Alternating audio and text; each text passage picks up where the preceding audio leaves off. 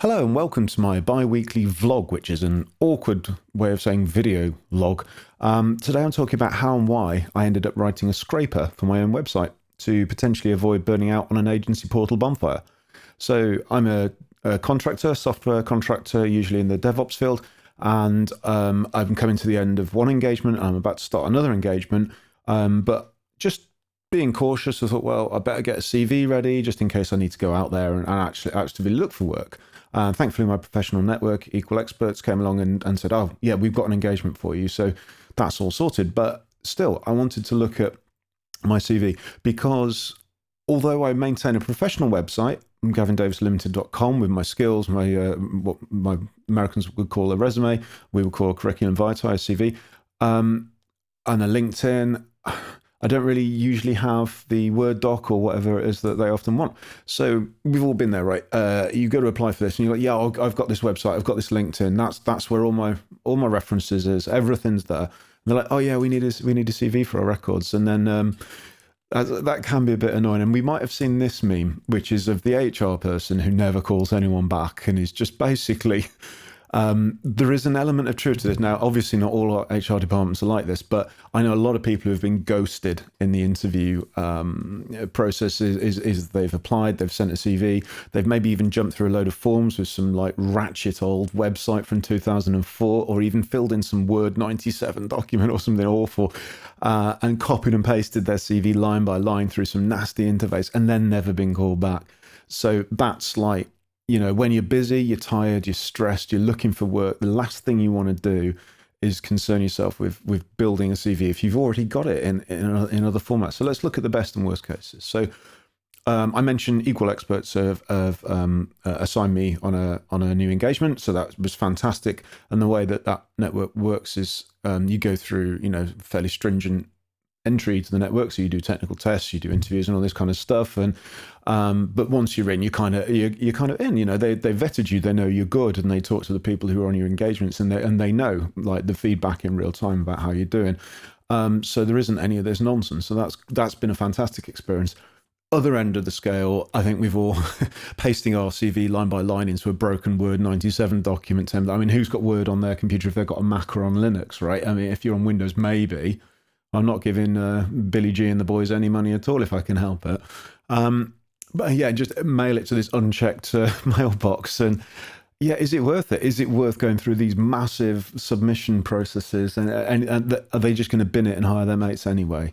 So I appreciate that's a bit of a caricature, but this kind of thing does go on, sadly. So here's my particular situation is I have my website, I have my LinkedIn, and theoretically I have a CV, but I was never updating it because I update the other two. Why should I update the third one? And the way I would normally do it is the website's canonical, and then I should paste the changes into LinkedIn, but I often forget to do that. So what if I update part of my LinkedIn and part of my website, and then which is now the canonical document? What if I make conflicting changes to both? And then, you know, if you throw in an agency portal and a CV to maintain and all these changes go in all different directions, like it's just unmanageable. There's no source of truth, and you need a single source of truth in these situations. So being as I was in a situation where I may have to start looking for work, I didn't want to write another dang CV. So I thought I'll get ready for this. So I decided I've got this website, I'm happy with the content on it. Can I have a way of just pipelining this to generate a CV?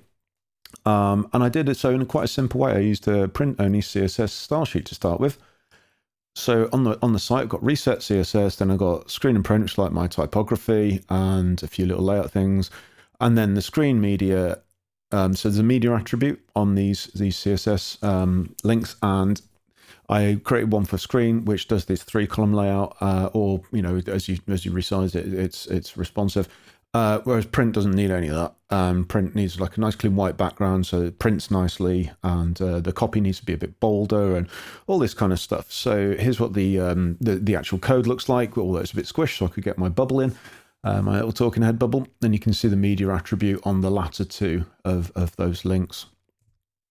So I tested my website CV in browser, and the key to that is buried in the Brave or Chrome DevTools is emulate CSS media type, and you can set that to print, and then you can, you know, tinker around to your heart's content. And here's part of my print CSS. It's got a few specific rules, and this is just part of it, but setting the background to white, some simple common fonts. After hyperlinks, I'm automatically actually embedding the link so that you can still, if there's a link and it's just on some text, you can see where it would go. But I don't want to expand all of them, so I've got another class on there. There is some stuff I don't want to print at all, so I'm thinking there are some sections I just remove or I just delete from the CV version. I might actually expand that because my skills list is ridiculously long. But what am I going to do? A 20-year career plus in IT, well over 20 years now. So yeah, this is my little rant about tech recruitment. Is it tends to operate somewhat like a dating agency. It's like, oh yeah, you've done PHP. This is a PHP role, therefore it's matched. And I realised why that's done because it's nice and simple. But actually, I'm a software person who I solve problems, and I'm sure if you're a software person, you're just a problem solver. That's how you think of yourself. There are very few engineers that think of themselves as, oh, I'm a Scala guy, and that's what I do, and that's all I do. I mean, you do meet those folks, and fair play. You need subject matter experts, but if you know Amazon Web Services, that's pretty translatable to Azure or Google Cloud. Like, if you know Red Hat, you can get around in Debian, and you can find out, especially now with LLMs, and you can ask it, okay, what's the equivalent here, and how